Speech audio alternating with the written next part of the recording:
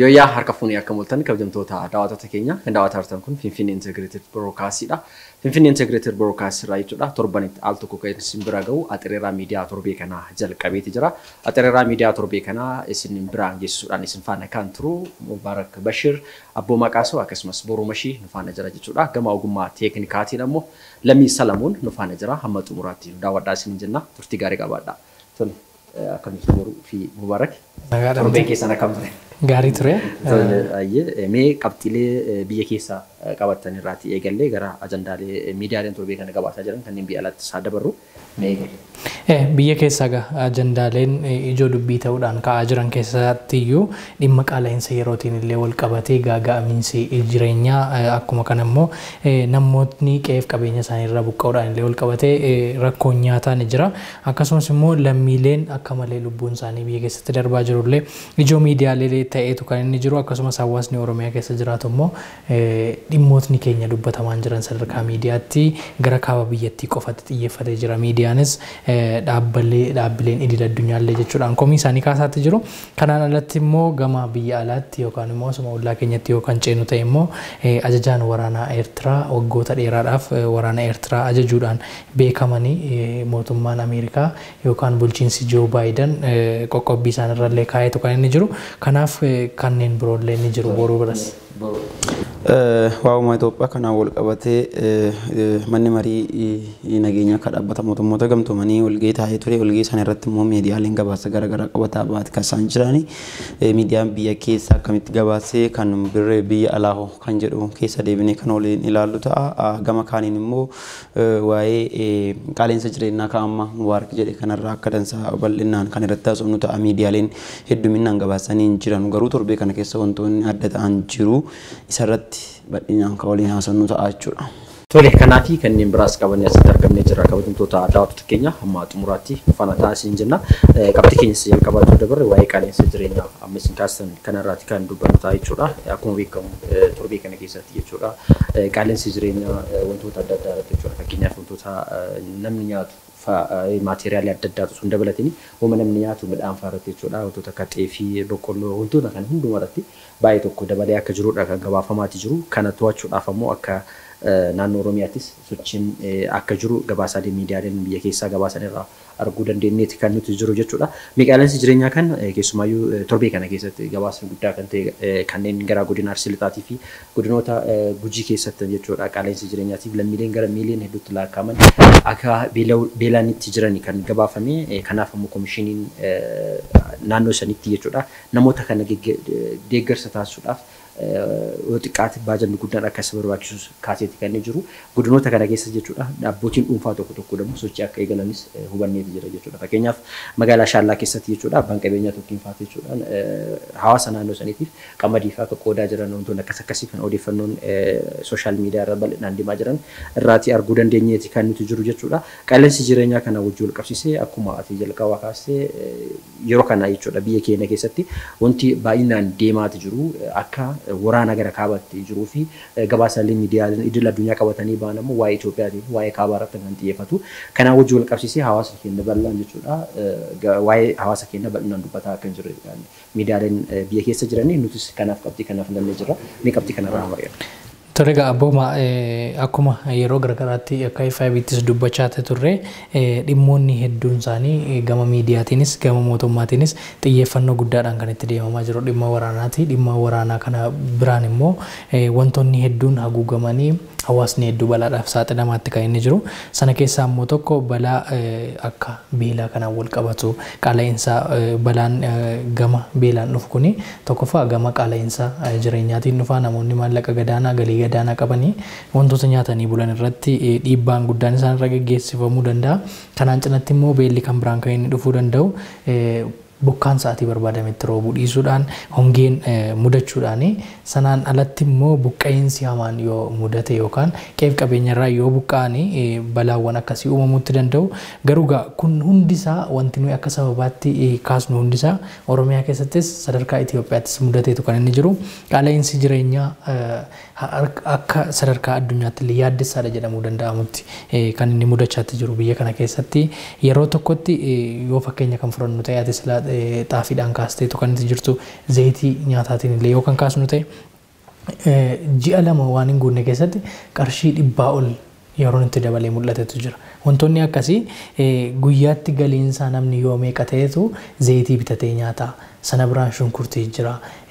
Qullubbii wantoota jedhaman kana shunkurtii adii kana jira. Isaan illee birriin isaanii hanga kana qaala'aniitu jiru. Wantoonni midhaan nyaataatiin wal qabatan akka xeefii kaastee qamadii garbuun jira. Wantoonni kun akka malee gaafa birriin isaanii ol ka'aa deemu kaffaltiin ati ittiin bakka hojii keerraa argattuu fi wanta nyaattu bittu yoo walii kan hin madaalu ta'e ati salphaadhumatti balaa kanaaf saaxilamta jechuudha. Kanaaf egaa koreen yeroo dhaabbatee akka Oromiyaatti akka dhimma kanarratti furmaata barbaaduuf yookaan immoo dhimma kanatti furmaata godhuuf adda caaltuu isaaniin koreen hoogganamu dhaabbateetu kan inni jiru. Kanuma wal qabachuun guyyaa kaleessaatiin natti fakkaata guyyaa dheengaddaa jechuudha. Zayitii leetira miiliyoonaan lakkaa'amu raabsuudhaaf qopheessanii akka jiran dubbataniitu kan isaan jiran. Taruu kun furmaata ta'uu dhiisuu danda'a. Gara fuulduraatti kanarra hojjechuu akka danda'an illee kallattii kan agarsiisu ta'uu danda'a. Garuu biyya kana keessatti wanti guddaan amma mudachaa jiru hawaasni akkuma waraanaan qeef qabeenya isaarraa buqqa'aa jiru beelaan qeef qabeenya isaarraatti buqqa'aatti jira. Akkuma dheengadda ministeerri sadarkaa Oromiyaatti ibsutti jechuudha. Namoonni miiliyoona 2 ol beelaaf saaxilamuuf jechaatti akka jiran gargaarsa namummaa akka isaan barbaadan kaafameetu kan inni jiru.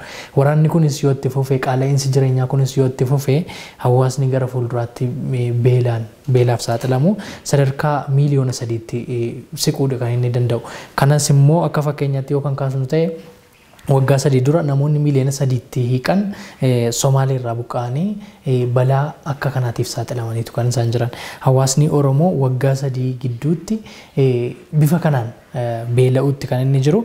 Kanaaf egaa kun furmaata argachuu barbaada. Gama komeetiin waan tokko kaaseen gara keessanitti dabarsuu barbaada. Gama komeetiin hawaasni dhimmi nyaataa dhimmi kirkira lafaatiin yookaan socho'ina lafaatiin wal qabatee wantoonni hedduun gaafa irraa citaa deemu miidiyaaleen xiyyeeffannoon isaanii inni guddaan waraana gara kaabaatii naannoo Amaaraaf naannoo Affaar keessatti gaggeeffamaa jiru irratti xiyyeeffannoo kennamee waan jiruuf sadarkaa mootummaattis wanti sun xiyyeeffannoon isaa gara sanatti naanna'ee wanta jiruufi dhimmi beela hawaasaa xiyyeeffannoo guddaa argachaatti hin jiru jechuun komachaatti kan isaan jiranii sadarkaa miidiyaattis komeen jiru kanumadha. Kanaaf irra caalaa nutis kan inni irratti xiyyeeffachuu barbaanneef hawaasni akka malee beelaatti jira furmaatni isa barbaachisaa waraannis jira akkuma jirutti ta'e dhimmi kunis furmaata argachuu qaba. Godinaaleen akka Arsii Lixaatii fi Gujii Kuunfaati namoonni gara miiliyoona 2tti siqan sababa hongeetii fi akkanuma immoo sababa tasgabbii dhabiinsaatiin akka beelli jiru Oromiyaa keessatti namni gargaarsa akka barbaadu dubbateeti kan inni jiru.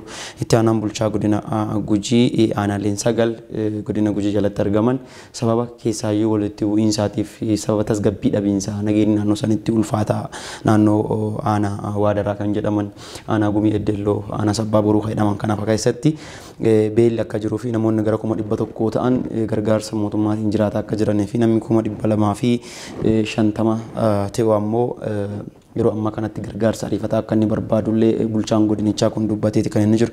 Naannolee amma aanaalee amma maqaadhaan kanaan itti dhiyeennan akka dansaa beekaa naannoon tun naannoo karra qadduu akka dansaa uummata keessaayyuu aan Sabbaa Boruutuun akka malee karra qaddii albuuda jira uummanni uummata qoofee bulu ture. Amma sababa rakkoo tasgabbii fi nagayaatiin jechuudha namni galgala gana waa'uma waraanaa kana harsaa qawwee uffatanii olii gadi fiigaa oolanii sababa kanaaf jecha uummati hojiirra hin jiru dargaggooti hojiirra hin jirtu namni akka durii motoraan ka'ee hojjetu sa'aatiin murtaawaa jira sa'aatii 12 dura motora oofuu hin dandeettu gara manaatti galtaa ijoolleen silaa akka dansaa munyooqanii tolfatanii nyaatanullee sababa rakkoo nageenyaatiif jecha hojii dhabdummaan ba'atee jira qaala'insi jireenyaa immoo naannoo kanatti dabalaa jira guutummaa Oromiyaatti yoo fudhanne illee kanuma fakkaata amma koreen dhaabbate kun haga tokkoon tasgabbeessi jedhanii hojii tasgabbii amma gabaarra godhamisa jiru irratti wantoota tokko irratti qaala'insa itti fufisuuf jecha namoonni gatii guyyaa guyyaadhaan dabalaati kan isaan jiran kanaan wal qabatee addee caaltuu isaaniin haasawaa godhan irratti gaafa magaalaa Adaamaa daawwatan wanni amma gatii meeshaalee irratti dabaluu kun waraana biyyattii irratti labsameen garaagarummaan qabu waraana jechuudhaan kan isaan ibsanii kun dhuguma waraanumaan wal fakkaata wanni amma godhamaa jiru sooshaal miidiyaa irra laalteettoo ta'e namoonni yennaa qoosanii tapha isaanii keessa wanni isaa haasawan akka malee qaala'insi jireenyaa kun akka rakkoo maatii rakkoo hawaasaa kan ta'ee jiru kan ibsuudha. Asirratti wanti beekamu qabu beelli nuti dubbannu kuni uummata Harargee Somaalee irraa buqqa'een dabalatu. Uummanni kun lafa qotatee nyaatu hin qabu beekamu. Sabbataa qubatee jira, Burraayyuu qubatee jira, Shashamannee keessa qubatee jira, iddoolee garaagaraa qubatee jira. Uummanni kun harka namaa eeggachaa ture kanaan dura. Har'allee dhimmi isaanii furmaata tan argatin beekii uummatni Harargee irraa buqqa'e uummata miliyoona 2 oli. Uummatni buqqa'e kun furmaata tun argatin uummanni miliyoona 2 irratti buqqa'aa jira ammas. Beelli nuti nuti amma dubbachaa jirru kunillee uummata Harargee buqqa'ee naannoo Burraayyuu, naannoo Sabbataa, naannoo Sandaafaa, naannolee Oromiyaa iddoo garaagaraa keessa qubatee jiru utuu dabalatiin ba'aan isaaniif bakka itti tolchuu utuu hin xumuramin wanti biraan dabalamee dhufe. Yaadi kun walitti dabalamee jennaan uummatni siluma naannoo Somaalee irraa buqqa'ee akka rakkachaa jirutti ta'e gaafa rakkoon kun ammas irratti dabalamu rakkoo hamaa keessa Oromiyaa seensisa. Sanaan alatti akka biyyaattis ilaaluu dandeenya. Uummanni Amaaraa, Affaar irraa, Somaalee irraa buqqa'aatti jira. Uummanni kun garamitti buqqa'a? Oromiyaa mattachis buqqa'a yookaan Finfinneetti buqqa'a. Gaafa buqqa'u immoo Oromiyaa irratti dhiibbaa ni geggeessu kaasuu dandeenya. Fakkeenyaaf bara Minilik namootni buqqa'an Finfinnee irra qubatanii turan. Isaan rakkoo isaan Finfinnee keessatti uumaa turan kaasuu ni dandeenya. Guutuu Oromiyaa keessatti yeroo isaan raabsaman ture yeroo fakkeenyaaf walirraa uummanni sababa biilaatiin buqqa'e baay'ina irra jireessa lafa baddaa ta'e kanneen gama kaaba biyyattii fa'aa kibba biyyattii fa'aa bakka akkasanii bakka baay'eetti kan inni jiru jechuudha. Ammatti garuu fakkeenyaaf uummanni naannoo Affaar akkasumas naannoowwan kaabaa keessaa buqqa'e baay'inaan naannoo Amaaraa keessaa godinoota adda addaa keessatti akka qubatee dabalanaan kan himamu. Inni biraa immoo kan biyya keenya keessa qofa ilaalle malee fakkeenyaaf kaaba biyyattiirraa uummanni meeqatti lakkaa'amu gara Suudaanii buqqa'ee jira. Uummanni sun illee daawwamuu kan barbaadu silaa biyya kana ture. Inni biraa immoo ba'aan uummanni Eertiraadhaa kumaatamatti lakkaa'amu Itoophiyaa keessa jira. Achi buqqa'ee jechuudha. Uummanni sun immoo gama Itoophiyaa keessa jira kun hundinuu loodii qaba jechuudha. Biyyoonni baay'ee ollaan kan yoo naga qabaa malee ati naga qaba. Rakkoon bakka baay'eetti amma wal horee jira. Biyya keenya keessatti wal horee jira jechuudha. Amma Oromiyaa keessatti fakkeenyaaf amma yaada jalqaba kaastee uummanni Oromoodhaa kan naannoo Somaalee irraa buqqa'an irra jireessaan baay'inni isaanii komii adda addaa kaasaa akka turan arginee jira. Yeroo booda uummanni sun dagatamanii jiran jechuudha. Amma miidiyaan amma waa'ee uummata saniitu quba qabu hin jiru dhugamoo dubbanii jechuudha. Uummanni suniin kan naannoo Adaamaa jiraatan. Sadarkaa sooshaal miidiyaatti yoo deebine uummanni Harargee yeroo buqqa'e maallaqa guddaa walitti qabamee fi namoonni hedduun piroomooshinii garaagaraa hojjetaniiru. Amma raanfatame garuu. Gama lootoriitiidhaanis wantoonni deeggarsa akka taasifamaniif waa baay'eedhaatu raawwatee ture garuu ammoo duuka bu'anii waan san beekuun barbaachisaa ture.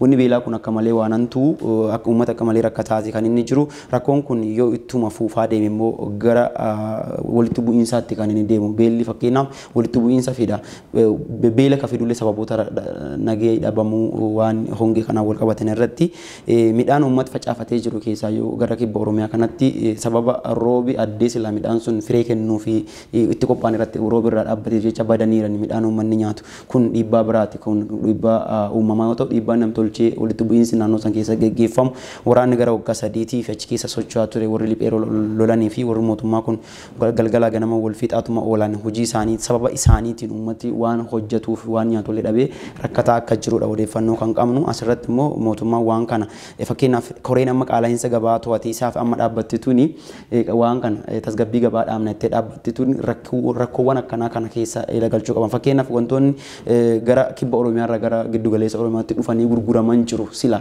wanni sun hafaniira nama sababa oomishtummaan uummataa hin jirree fi sababa tasgabbiin hin jirreef kunillee wanni mataasaa qaba dhiibbaa mataasaa qaba waan ta'eef irra deemaniituma nama hiyyeessa tokko waan inni bitatee jiru birrii irra dabalte yookiin beesee irra dabalte dhanii adabuurraa maan godhuu cubsiisuu maaliin godhuurra rakkinawwan karaa hoggansaatiin mudatan kanaafaa fi jala yaalee mootummaan rakkoo kanaa kan uummatarraa akka furu fakkeenyaaf dargaggooti hojii dhaban hedduutu jira keessaayyuu kibba Oromiyaa keessa sababa hojii dhabdummaatiin dargaggoonni iddoo garaagaraatti walitti qabamaniituma kan isaan ta'anii dhumarra immoo amma namni ennaa waa hojii dhabu waan waraana haasaa waan rakkoo haasaa kun gara waraanaatti seena wanni akkanaa kun dhiibbaa hawaasa irratti akkasiin qabaattu mootummaan eenyuyyuu caalaa beeka jenneeti kan abdamnu miidiyaaleen biyya keessaa ammoo jechootawwan gadi bu'aa arrabsoon wal qabatan kan namoonni dhuunfaa fattee wal arrabsan yookiin immoo waan namni dhuunfaa dubbate harka dhawaa ooluurra rakkoo uummataa irratti adoo xiyyeeffatanii waan gaarii akka ta'u. Yaadatamas kaasti kanatti wajji wal qabsiisee tokko si dabaluudhaaf namni beelee namni gara beelummaatti dhufe jechuudha. Fakkeenyaaf hojii dhabdummaan kun baay'inaan yoo dhufe akka ati gama qaama fincilaa geggeessuutti makamtu taasisa. Akka fakkeenyaatti fudhachuu dandeenya. Biyya achi gama Naayijeriyaa keessa jechuudha. Qaamoleen achi keessaa socho'an Boko Haram fa'aa dabalatee namni achi keessatti dabalamu jedha baay'inaan jechuudha. Dargaggeeyyiin kun ammoo maaliidhaaf qaama sanatti dabalamu gabaasni yoo jiraatu tokko hojii dhabdummaadha kan nuti kaasa. Hojii dhabdummaa wajjin wal qabatee poor governance yookiin hooggansi dadhabaa ta'uu isaatii wajjin wal qabatee lammiileen abdii kutatanii gara qaama sanatti makamuutti deemu jechuudha. Fagoo tun deeminiyyuu waanuma dhiyoo yookaan kaasnu ta'e Afrikaa kibbaa keessatti saamicha akka malee hammaateetu jira. Akkuma addunyaatti yeroo baay'ee Afrikaa kibbaatti hattuun si'attee risiitii siikutti yookaan naga'ee siikutti akka jedhamu. Hanni akka malee hammaateetu kan inni jiru. Hanni kun kan inni akka malee hammaate maali?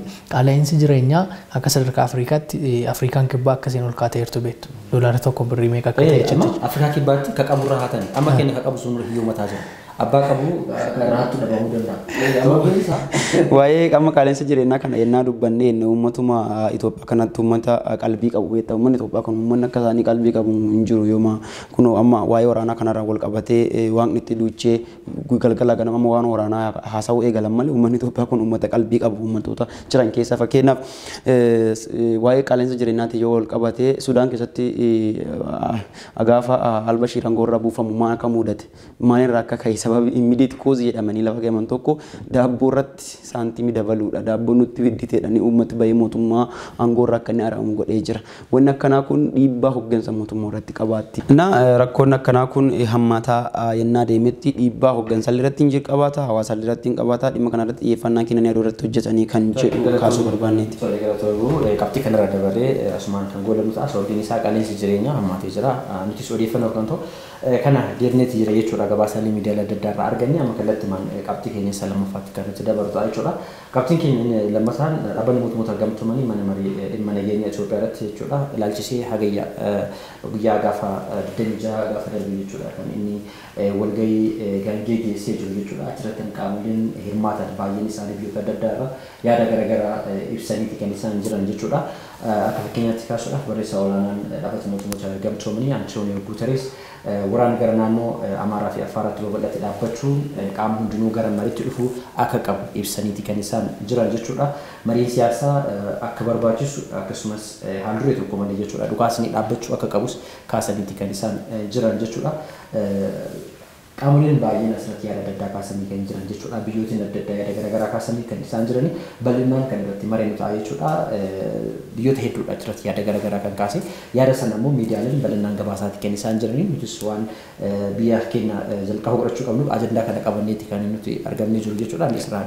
Eeyyeen egaa biyyi kun erga Itoophiyaan jechuudha erga wal waraansa mootummaa federaalaa fi naannoo Tigraay yookaan immoo qaama biyyattii bulchaa ture TPLF fi ammas naannoon sun harkuma isaa jirti jedhamee tukaa kan dubbatamu erga walitti bu'iinsi sun uumameeti gamtaan kuni yeroo hedduu walitti qabameetu kan inni ture dhimmoota hedduu irratti keessattuu dhimma Itoophiyaa gama nyaataatiin gama nageenyaatiin gama dubartootaatiin gama daa'immaniitiin yeroo hedduu irra deddeebiidhaan kan isaan mari'atanii dhimmootni isaan irratti mari'atan kun egaa yeroo garagaraatti yeroo tokko tokko miidiyaaleedhaaf cufaa ta'eetu kan isaan irratti mari'atanii kaleessa garuu dheengadda jechuudha guyyaa kamisaa kan isaan walgahii ta'anii walgahiin kun gara jalqabaarra banaa ture gara boodaarra garuu cufameetu kan inni ture. Wantoonni akkasii ammam kriitikaalii akka isaan itti dhimma kanarratti xiyyeeffannoo kennanii jiran wantoota agarsiisanidha. Sadarkaa addunyaatti poliitikaa yookaan poolitiksii deemu keessatti miidiyaaleedhaaf waltajjiiwwan gaafa cufamanii dhimmoonni sun dhimma baay'ee barbaachisoo fi dhimmoota iccitiin hedduun irratti ka'anii mari'ataman wanta ta'eef kanaaf gamtaan mootummoota gamtoomanii kun dhimma kan Itoophiyaa kana ijoo dubbii godhachuudhaan ibsoota garaagaraa dhaggeeffatee jira. Akkuma tamma kaastee Antooniyoo Guuterees dhimmoota hedduu irratti dubbatanii turanii muummicha ministeeraa waliin illee akka dubbatanii turan xalaa naannoo Tigraayitti yookaan Dr. Dabratsiyoonitti akka barreessanii turan illee kaasaniitu kan isaan jiran. Garuu irra caalaa wanti isaan jala muranii himanii qaamni wal waraanaa jiru kun hundisaa gattaa'ee mari'achuu qaba. Yeroo hunda mootummootni biyyoota garaagaraa ni jedhu Ameerikaanis irra deddeebiin jechaa turte gamtaaleen Awurooppaas jechaa turani gamtaan Afrikaas jechaa ture dhimma kana. Garuu yoo akka waliigalaatti ilaallee qaamoleen amma biyyuma Itoophiyaa bulchaa jiran illee ta'anii mari'achuu irratti afaaniin dubbachuu irratti ni danda'u. Garuu immoo gara hojiitti hiikuutti eenyutu hanqata laata kan jedhu illee ilaalamuutu barbaachisaadha. Haa ta'uti garuu dhimmoota isaan irratti dubbatan keessaa gaa tokko inni irratti xiyyeeffadhee dubbachuu barbaadu dhimmoota daa'immanii irratti. Waraana keessatti akka malee kan miidhaman daa'immaniif dubartoota. Daa'immanni naannoo Tigraay keessatti waraana yeroo jalqabaatiif yookaan marsaa jalqabaa gaggeeffameen akka malee kan miidhaman daa'imman ture. Baqachuu hin danda'an, dhokachuu hin danda'anii tooftaalee waraanaa namni umuriidhaan gaafa ol guddachaa deemullee bakka dhokachuu illee baraati kan itti deemtu. Daa'imman sana hundallee hin beeku. Daa'imman kana keessatti akka malee miidhamu yoo mallee maatiin buqqee miillaan kan deemu ta'e illee daa'imman kun hanga miillaan deemuu danda'u. Waraanni kun hanga kana daa'imman miidhuu danda'a. Sanaan irratti immoo dubartoota kan miidhamu. Dubartoota irratti immoo wal waraansi biyya kamiiyyuu yeroo hunda dhiibbaa hamaa isaan irraan ga'a. Tokkoffaa dhiibbaa daa'imman baatanii baqachuutu irra ga'a. Lammata irratti immoo qaamni biyya sana dhufee qabatu dhiibbaa saalaa gudeeduu jechuudha. Humnaan isaanii gudeeduu wantoota hedduu dubartoota irratti amma fakkeenyaaf waraanota akka Boko Haram fa'aa gaggeessan kana keessatti ISIS gaggeessan keessatti dubartoota humnaan fuutee nyaata akka isaan si hojjetan akka isaan wantoota jiraachuuf si barbaachisu illee godhan gochisiisutu jira. Dubartoonni kallattii kamiiniyyuu yeroo hedduu ni miidhamu. Kanaaf Antonio Guterres illee kan isaan irratti xiyyeeffatanii kaasan keessaa inni tokko dhimmoota dubartootaaf daa'immanii ture jechuudha. Qabxiilee bal'aadha kan isaan kaasanii keessumayyuu tokkummaa Itoophiyaatii fi naannichaatiif illee waraanni gaggeeffamaa jiru kun rakkoo akka ta'e bal'inaan kan isaan kaasanii jiranii. Mee boruu Ameerikaanis yaada adda addaa kaasee kan isin jirtu Keeniyaa dabalatee Meeksikoo, Indiyaanis akkasumas Veetinaam fa'aa jechuudha. Yaada bal'aadha kan isaan kaasanii mee achirratti. Akka beekamu walgeen kun akka adeemsifamuu fi waamicha kan godhan biyyoota adda addaati biyyoota gara jaha ta'antu rakkoo Itoophiyaa kana irratti maratuu qabna jedhanii dhaabbata mootummoota gamtoomanii jalatti kan hoogganamu dhaabbanni marii nagayaa achi keessa jiru dhimma kana irratti akka inni haasa'uu fi walitti qabamaniiti kan isaan turan walgee sana irratti wanni isaan dubbatan maan kan jedhuuf miidiyaaleen maan gabaasan kan jedhurraa yoo dubbachuu dandeenye bal'inaan kaasee jira Mubaarak Gamasii amma walgee kana irratti kan isaan jedhan rakkoo Itoophiyaa irratti Itoophiyaan qofti akka fudhatu dhaabbati mana marii nageenya mootummoota gamtoomanii irratti walii gale. Bakka gabaasa isaanii hundumti isaa isa kana akkana jedhanii gabaasan. Haa ta'uti garuu mee gabaasa achi keessa Aljazeeraan gabaasa tokko maqaadhaa kan isinitti himu keessa tokko dhaabbata mootummoota gamtoomaniitti barreessaa olaanaa kan ta'an Antonio Guterres walitti bu'iinsi Tigraay walitti jabaataa jiru kun jechuudha. Hidhattoonni akka walitti qabaman godhee jira. Hidhattoonni Itoophiyaa keessatti dabalaatee kan isaan jiran biyyiti lammiilee miiliyoona 110 qabdu kasaboonni adda addaa hanga garagaraa keessa dubbatan keessa jirtu kuni rakkoo addaan ciramiisa hawaasummaa fiduu fi deema. Waraanni kun waraana fuula hamaati jechuudhaan kan inni gabaasee jiru. Gama kaaniin immoo Middle East gabaasa qabatee baay'ee keessatti walitti bu'iinsa walwaliiniiti kan inni jedhu. Waraana kaaba Itoophiyaa kan walitti bu'iinsa walwaliinii kanaan biyyi Itoophiyaa rakkoo diigamuu yookiin immoo hawaasni walirraa akka fagaatu kan isaan godhutu jira jechuudhaan dhaabbata mootummoota gamtoomaniitiif Antonio Guterres himee jira kan isaan jedhan. Profeesar Mukesha Kampila namni jedhamu namni konfliktii fi humanitarian issue irratti akka dansaa qorannoo gaggeessuudhaan beekamu nama dhaabbata mootummoota gamtoomanii kana keessatti qorataa wayitii barruu karaa tiwiitira isaaniitiin baasan himaan jedha haleellaa garjabinnaa Itoophiyaa naannoo Amaaraatii fi naannoo Itoophiyaa keessatti adeemamaa jiruun maddi kamiiyyuu oduu gaddisiisaadha qabaa jiru kun immoo waan nama akka malee gaddisiisuudha. Waraanni walwaliinii kun jedha civil wariin kuni sababa rakkina tarsiimoo gama Finfinneetii bahu fi manna dhibdeedhaan tarsiimoowwan hojiirra oolfamaa jiran dhiibbaa jechoota namoonni dhuunfaa waliin jedhan irraa kan ka'eedha jechuudhaan kan dubbatan yoo ta'u Antonio Guterres barruu karaa fuula eegii walgiisaniin duuba kan isaan jedhaniin in Ethiopia the human price of the war Itoophiyaa keessatti jechuudha. Itoophiyaa keessatti gatii nama waraana dabalamoo akka malee dabalaa jira. Namoonni gadhiite bariitee waan waraanaati kan isaan dubbatan. Dhugaan tokko kan uummata addunyaa beekuu qabu waraanaan wanni hiikama yookiin immoo jijjiiramni waraanni fidu hin jiru gadi ta'a mari'aadhaadha kan isaan jedhan. Rakkoo teessan fudhadha kan jedhan irratti xiyyeeffatu ta'an kan isaan gabaasanii miidiyaaleen addunyaa hedduun gabaasanii kana fakkaata garuu Antonio Guterres addatti akka waa'ee mootummaa Itoophiyaa kan inni dubbate keessaa Aljazeeraa irraa fudhadhe barruu kana mootummaan Itoophiyaa deebii gaarii kennaa hin jiru akka waliin haasawamanuuf kan jedhu not responded positively to call for a talk jedha waliin haasawuudhaaf wanni pozitiifiin ba'an jirtu gama mootummaa Itoophiyaan illee jedha gama kaaniin immoo warri gama Keeniyaa kun fajiran kan isaan jedhan irra jireessaan kan isaan dubbatan TPLF mataan CTU nagaa kan barbaadu miti dhaaba nagaa barbaadu miti jechuudhaan kaasanii jiran kun dhugummaadha waan achirratti kaa'ame fakkeenyaaf mootummaan gar tokkodhaan dhukaasa dhaabee jira jedha yooma dhaabuu dhabaate yoo an dhaabee eeganne jedhee ifaa ifatti hogganoonni TPLF gadi ba'anii akka hin dhaabnee fi akka itti fufan haaldureewwan kekkeewudhaan waan tokko tokko godhanii ammal waraanni biyya kana keessatti akka dheeratu godhamaati kan inni jiru fakkeenyaaf waa'ee waraana kanaatti wal qabatee yaaddoo tokkotu jira waraanni kun waraana adda cituu dhiisuu danda'udha jedhaniiti kan kaafamu fakkeenyaaf waraana Eertiraa Itoophiyaa waliin godhaa turte gaafa Eertiraa Itoophiyaa irraa buqqa'uuf kaate qaamoleen hoggansa mootummaa Itoophiyaa turan warri Finfinnee keessa qubatan waraanni sun akka dhumatu barbaadu turan warra achi jiru akka dhumatu barbaadu turan waraanichi umurii isaa dheeressanii gaaffii biyya fottosuutti kan inni deebi'e. Yaada bal'aa kan kaasee boru galatoomii anis qabxii muraasa asirratti kaasuuf jechuudha asirratti Itoophiyaanis bakka bu'aan gama Itoophiyaatiin jiran jechuudha ambaasaaddar Taayee Asxaqsillaaseen asirratti yaada kaasanii turan jechuudha isaan maal jedhanii mootummaan Itoophiyaadhaa naga buusuudhaaf dhukaasa gartokkee labsee TPLF akka fudhatuuf dhiibbaa godhamuu qaba jechuudhaan kan isaan kaasan jechuudha itti dabaluudhaaf immoo mootummaan Itoophiyaadhaa rakkoowwan kana furuudhaaf hojjetaa akka jiru hawaasni addunyaadhaa immoo walabummaa Itoophiyaa kabajuu akka qabu kun ijaarsa biyyattii keessatti dhiibbaa akka uumneef gargaarsa gochuu akka qabu kan isaan kaasanii yaada kana wajjin qabsiisee qabxiilee baay'ee biyyoonni adda addaa garaagaraa ta'uu kaasanii jiran fakkeenyaaf yoo fudhanne Raashiyaa fudhachuu dandeenya Raashiyaan yaada kanaan adda ta'e kan isin kaasee fakkeenyaatti rakkoon Afrikaadhaaf Oromoo akka qabutti kan isin kaasee jechuudha achirratti namni haasawaa taasisee jechuudha shamarreen achirra haasawaa taasisee sun kan yeroo isin dubbattu rakkoon Afrikaan Oromoo akka qabu keessumaayyuu qaamni pirezidaantiin dhiyeenya kana jechuudha pirezidaantiin Naayijeriyaa duraanii jechuudha shuumamanii jiran aangoon kennameefii jira bakka gaanfa Afrikaatti ergama addaa akka ta'an jechuudha. Isaan immoo Obasanjoo namni jedhamu jechuudha pirezidaantii Naayijeriyaa duraaniiti isaan kun torbee kana keessa yookiin torbee dhufu keessa gara Finfinneetti akka dhufanis kan eegamu jechuudha. Asirratti Musaa Faakimaatis toora Tiwiitarii isaarratti katabeeti kan jiru. Pirezidaantiin kun yoo gara dhufan rakkoo kana qaamolee jiran hundumaa wajjin as keessatti stakeholder kan ta'an qaamoleen as keessatti gahee taphatan hundinuu walitti dhufanii marii akka taasisaniif dhiibbaa akka gochuu qaban waamicha kan isaan godhan jechuudha. Qaamoleen baay'een isaanii walga'iisan kallattiidhaan yoo ilaaltanii jiraatan jechuudha. Pirezidaantii Naayijeriyaa duraanii kana ergama addaa gaanfa Afrikaa ta'anii muudamuu isaaniitiin wajjin wal qabatee rakkoo kana furuudhaaf gahee guddaa ni taphatu jedhanii abdii guddaa sirra kaa'aniiti kan isaan jiran jechuudha. Inni biraa gabaasaaleen qaamoleen hedduun ammoo fakkeenyaaf gama Keeniyaatiin fudhanii akka Keeniyaatti bakka bu'ee kan haasa'e namni achirratti ergaman jechuudha.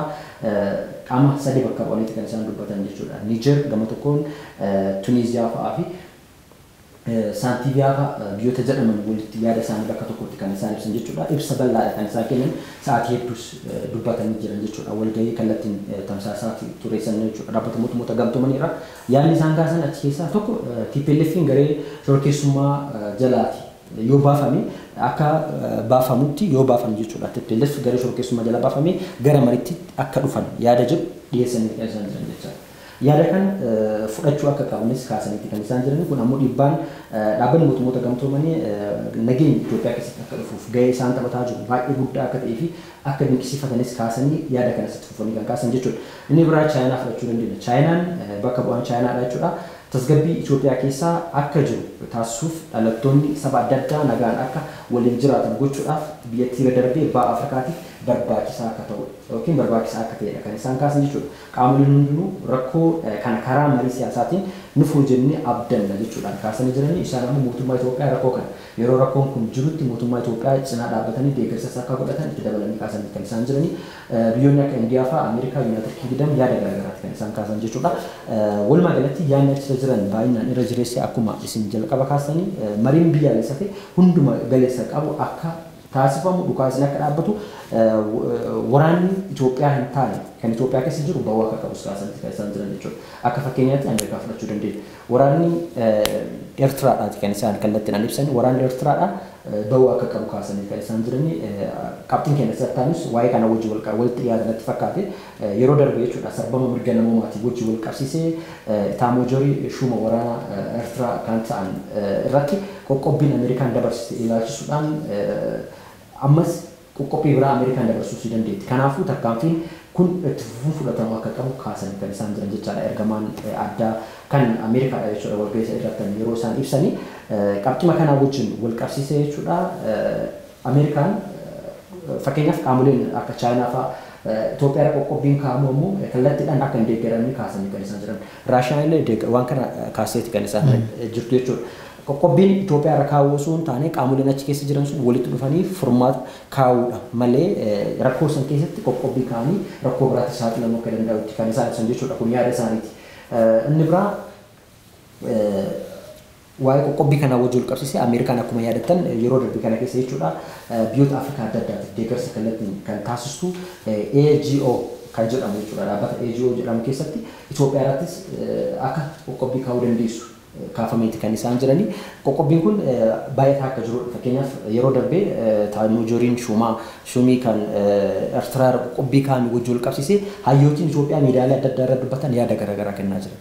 Fakkeenyaaf hayyootiin biyyoota adda addaa keessa jiran qoqqobbiin nama sanirra kaa'ame sun akka fakkeenya yookiin akka sodaachisa jalqabaatti kan jedhan jiru. Isaan gariin immoo qoqqobbiin irra kaa'ame sun isteepii jalqabaati. Isteepii itti aanuun qoqqobbiiwwan gama Itoophiyaa keessa illee dhufee itti fufuu akka danda'udha. Fakkeenyaaf asiin dura ni yaadannoo ta'e viizaa restriction qaamolee Itoophiyaa keessa jiran irratti kaa'amee akka ture gabaafameeti kan isaan ture jechuudha. Kanaaf qabxiin bal'atu jira jechuudha. Egaa dhimma kanarratti qaamoleen hedduun hirmaataniitu kan isaan jiran akkuma kaastee Chaayinaa fi Raashiyaan illee hirmaataniitu kan isaan jiran kan Chaayinaa fi Raashiyaa irra caalaansaa wal fakkaataadha yaada isaan kennanii michooma Itoophiyaa waliin qabaniinis ta'uu mala tariitii dantaa addaa Itoophiyaa waliin gaba investimentii gama meeshaalee waraanaa walitti gurguruutiinis ta'uu danda'a. Haa ta'utii garuu dhimmi isaan kaasan inni guddaan dhimma Itoophiyaatii fi seera Itoophiyaa kabajuu akka qaban dhaabbileen biyya alaarraa gargaarsaan gara biyya sanaatti seenanii Itoophiyaan seerri see kabajamee qaamni gargaarsa gochuu gara sana deemu seera see kabajee gochuu qaba wanta Itoophiyaan jettee gochuudhaan mirgoota namoomaatiifis warri falmana ta'u warreen wantoota namaaf barbaachisan akka nyaataa akka uffannaa fi wantoota garaagaraa warreen gama sanatti geessan United Nation USAID warreen akkasiillee ni dabalata dhimata ni yaada. Isaan kuni seera Itoophiyaa kabajuudhaan akka yeroo darbee Itoophiyaa himachaa turte dubbii himaa TPLF Getaachoo Raddaatii fi raadiyoo koolii akka inni godhuu fi kan kenneef United Nation ergamaa isaaniiti yookaan warreen nyaata gama sanatti geessan jettee komatteetu kan isheen jirtu. Wantoonni akkasii seerri Itoophiyaa kabajamuu qaba.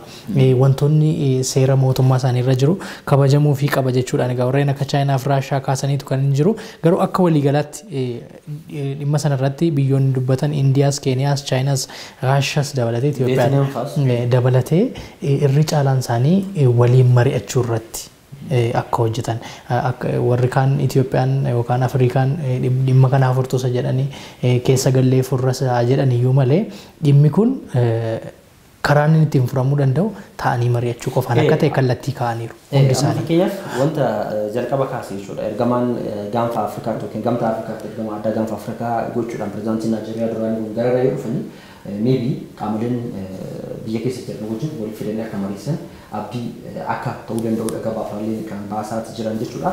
Inni biraa immoo mootummaan Itoophiyaa jechuudha. Fakkeenyaaf walgahii irratti yaada keessa wantoota akka ifaa wantoota akka elektirisitii adda addaa jechuudha. Naannoo kaaba Itoophiyaa keessa jiru. Kan amma irratti ergamaan addaa kan Itoophiyaa jechuudha yeroo achirratti haasaa taasisanii jalqaba rakkoon nageenyaa kan yoo furame booda wantoonni kun kan itti deemu. Kanaafuu mootummaan Itoophiyaa haandil godhaa jira jechuudha yaada isaanii kan isaan ibsanii jiranii. Garuu infraastiraakcharii naannoo isaan jiru nyaata deebisuudhaa fi jalqaba nageenya akka dursuudha kan isaan kaasanii. Kanaaf qaamoleen amma fakkeenyaaf rakkoon as keessa jiru inni baay'inaan akkuma jalqaba kaasan rakkoo wal hubannaa dhaabaa akka ta'e kan kaasan fakkeenyaaf Indiyaa fudhachuu dandeenya. Indiyaan asirratti yaada tokko kan kaastee isiin waraanicha kana akka faayidaa hin qabne yookiin waraanichi inni gaggeeffamaa jiru kun guutumaan guututti gaafa Afrikaatti illee walabummaa akka hin qabne yookiin waan barbaachisaa ta'e akka barbaachisaa ta'e natti mul'atu jechuudha. Qaamoleen Itoophiyaa madii gayyuu jedhanii kaasanis jiru. dhimmi kun waraanni kun hanga ammaachaa deemanii Itoophiyaa diigaa kanaaf qaamolee wal waraansa kana geggeessaa jiranii biyyattii isaaniitiif illee yaaduu qabu diigamiinsa biyyattiitiif illee yaaduu qabu jedhaniitu biyya isaaniitiif yaaduu qabu illee jedhanii kaasaniitu kan isaan jiranii ergama addaa gaanfa Afrikaa ta'uudhaan kan ergaman egaa pirezidaantiin Naayijeeriyaa duraanii Olusegun Obasanjoo sadarkaa Afrikaatti qofatu hin taane sadarkaa biyya isaanii irra darbanii gamtaa Afrikaa keessatti illee sagalee akkamii akka isaan qaban beekna turre sanaan asitti immoo jaarsummaadhaan illee biyyoota tokko tokko keessa deemaatti turaniiru isaan. Amma garuu ergama addaa ta'anii gama kanatti yoo dhufanii maaltu ta'a laata kan jedhan abdiin irratti hagatamu iyyuu malee Olusegun Obasanjoon eenyu wajjin wal beekullee jennee akka biyya kanaatti ilaaluu qabna dippiloomaasiidhaan. TPLF wajjin illee wal beekuu danda'u. Asirratti wal beekanii dhabanis illee amma isaan ergama addaati malee as birattan qaama niwutiraal ta'e socho'uudha. Fakkeenyaaf Itoophiyaan gama tokko maal kumataa akka ture beekamaadha. Fakkeenyaaf miidiyaaleen Itoophiyaa baay'inaan maal kumataa akka jiru akkuma jalqaba isin kaasan dhaabbileen deeggarsaa naannoo kana keessa socho'anii yeroon sakattiinis geggeeffamuyyuu dhuftoominaan geggeessuu qaban jedhanii yeroo himatu. Komee sana dhufa jedheetan ammas komeen suni dhufuu danda'a. Ergama addaati. Ergama addaa gamtaa Afrikaati malee ergama addaa TPLF miti. Ergama addaa mootummaa federaalaati miti. Amma asirratti wanni dubbatu kannu gaafa waraanni kun eegalurraa kaafamee wanni dubbatamaa ture biyya warra kana wal daraarsuuf warra kaaba Itoophiyaatti wal amma Itoophiyaan wal lolaa jiran kana warra Itoophiyaa keessa jiru kana wal daraarsuuf namni filatamuu danda'a jedhamanii yeroo san miidiyaaleen addunyaa irratti gabaasaa turan pirezidaantii Afrikaa kibbaa Cyril Ramaphosa warra TPLFis ta'ee bulchiinsa Abiy Ahmed illee akka dansaa nama walta dhiyaatan akka biyyaatti immoo Chaayinaan akka Ameerikaatiif akka Raashiyaa qofa ladoon ta'anii haga tokko biyya nagaa Itoophiyaa deebisuuf jaarsummaa fi toltu amma Ameerikaan fakkeenyaaf guutumaan guututti dhugaa dubbachuudhaaf gabaas miidiyaalees ta'ee dhiibbaan Itoophiyaan Ameerikaan godhaa jirtu maddii TPLF kan hirkate fakkaata.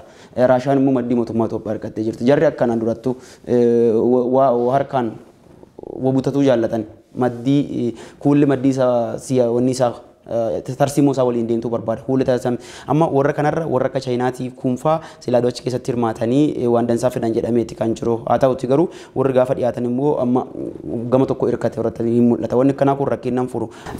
Kanaafuu wanti amma gama ergama addaa gama Afrikaatti muudame pirezidaantii duraanii Naayijeeriyaa kunillee tagaree rakkina kana furuu danda'a. Akkuma abboomaan asii kaasee qaama walaba ta'ee munyuuqu yoo ta'e iyyuu garuu Itoophiyaan komatti warra achi dhiyaatu gama TPLFiitiin komiin akkanaa kun hin mul'atu haga tokko hojjetame. Meeraaf natti fakkaata gabaas miidiyaaleetti tolee jira. Amma walumaa galatti waan marii dhaabbata gamtaa mootummootaa ka warri mana marii nagaa gaggeessa kanarraa waan hubatuu dandeenyu Itoophiyaaf nagaa barbaachisaadha biyyoonni hundi kakaasaa jiran waraana dhaabaa.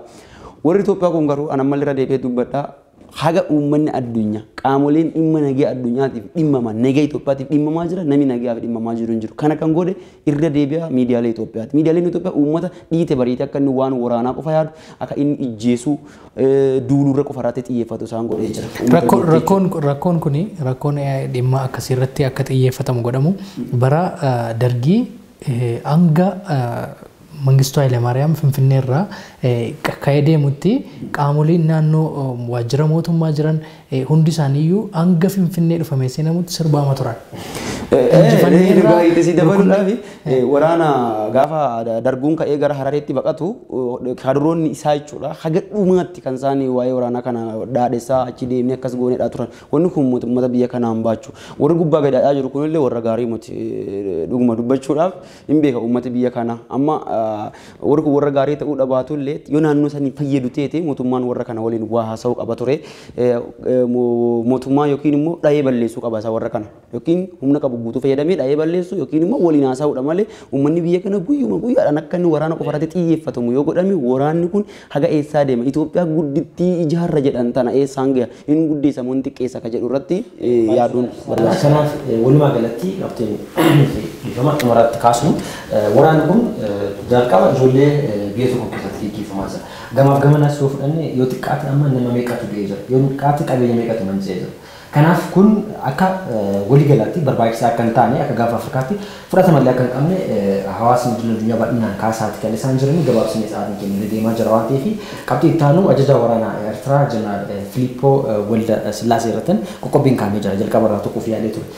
Sababni waraana Tigraayitiin wajjin wal qabatee qoqqobbii kan isaan irra kaa'amee asiin duras gama mana murtii idil addunyaattis akka dhiyaatu dhaabbanni mootummoota gamtoomanii dhiibbaa gochaa akka turan nama kana irratti seenaa isaanii kan duraa keessaa kan dubbisirraa argee jira. Kanaaf amma qoqqobbiin isaan irra kaa'amiti kan isaan jiran isaan baroota 1970moota keessa jechuudha yeroo waraanni Eertiraan kophatti ba'uudhaaf tattaaffii gaggeessitu keessa gahee guddaa akka nama taphataa akka turedha. Gahee guddaa taphatanii akka turanidha. Akkasumas hundeessitoota Eertiraa jedhamanii namoota sadarkaa jalqabaa irratti kaa'aman keessaa walumaa galatti ga'umsa guddaa nama qaban akka ta'edha. Gabaasaaleen kan isaan ibsanii amma isaan qoqqobbiin isaan irra kaa'amiti kan isaan jiru tarkaanfiin kan maal fakkaata kan jedhu kan miidiyaaleen hordofni daawwattoota keenya biraan geenye ta'a asirra qabxii tokko dabalaati qabxii itti kan dabalatu. Egaan Filiippoo Walda Yohaannis yeroo hedduu waraanuma Tigraay keessatti beekamu dhimmoota Itoophiyaa kana guutuu keessallee nama socho'edha jedhamaniiti kan isaan kaafamanii yeroo waraana garaagaraa yeroo waraana dargiis haa ta'u waraanota hedduu keessatti hirmaatanii dhimmoota isaanii hedduutu kaafamee jira. Walumaa galatti waraanni Itoophiyaa keessatti geggeeffamaa jiru jeneraalota waraanaa biyyoota garaagaraallee promoot gochaa jira. Sadarkaa idil addunyaatti fidee beeksisaa jira. Hanga kana waraanni biyya keessatti geggeeffamu daangaa darbuudhaan dhimmoota Eertiraa irratti akkasumas immoo Itaamaajoor Shuumii kana irratti akka qoqqobbiin kaa'amu godhameetu kan inni jiru. Qoqqobbiin kun egaa tariitii ittaanee Eertiraa irras akka kaa'amu maluun ni danda'ama. Eertiraan waggoota hedduudhaaf addunyaarraa adda cittee Araboota waliin qofa walitti hidhamiinsa jabaadhaan jiraachaa turte. Tarii gara sanattis fuullisee deemuuti danda'a. Kana taanee dhimmoota gamtaaleen Awurooppaa gamtaaleen biyyoota garaagaraa kaa'an kana yoo kan hin furanne ta'e. Kanaaf walumaa galatti waraanni kun sadarkaa kanarra gaheera hammaataa deemee jira. Miidiyaaleen biyya keessas ta'e miidiyaaleen addunyaa hanga baasa kanarra katti maaf akka xiyyeeffatan naaf hin galu. Fakkeenyaaf namni kun nama tokkocha jeneraal Filiippoos nama tokkocha Itoophiyaa hagasiin Ameerikaa hagasiin geettu ilaala. Ameerikaan biyya guddoo san hin diqqeessu wanni kun Ameerikaan iyyuu nama tokko irratti dhuguma dubbachuuf waraana inni hoogganudha badii raawwate jedhameeti kaati yoo ta'e guutummaa waraanichaa irratti yookiin immoo Eertiraa irratti malee sodaachisuudhaaf akkuma jedhame kana ta'uu danda'a malee guddummaa Ameerikaatu kan diqqeessudha.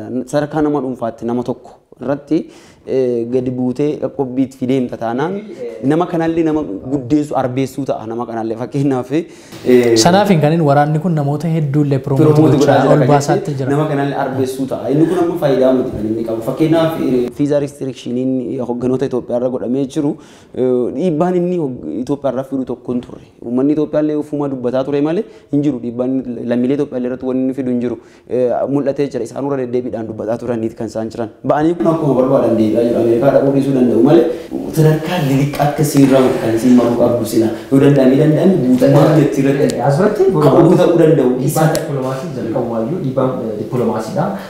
Hamma tokko kallattimaan dhufeetan waan guddumaa kaa'u jechuu miti. Dhiibbaan dippiloomaasii jala adeemsa haqa yoo ta'e akka socho'u malee kallattimaan nama tokko fakkeenyaaf asirratti saayikooloojikaalii miidhuu danda'a.